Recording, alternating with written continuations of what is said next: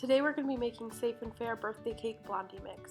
You will need melted butter, eggs, oil, and milk.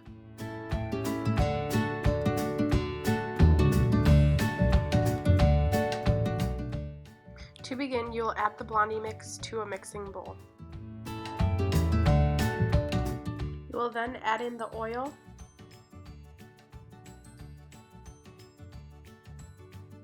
milk,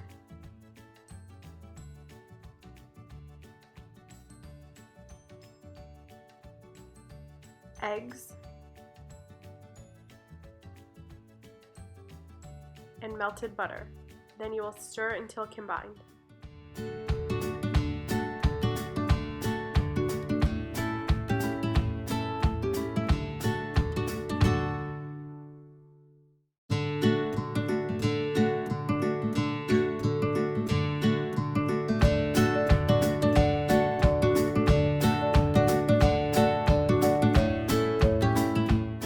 You will then need a pan to bake the blondies in. I chose to use a glass 8x8 dish.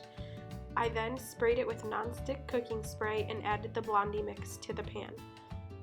Once the blondie mix is in the pan, spread evenly and bake as instructed on the bag.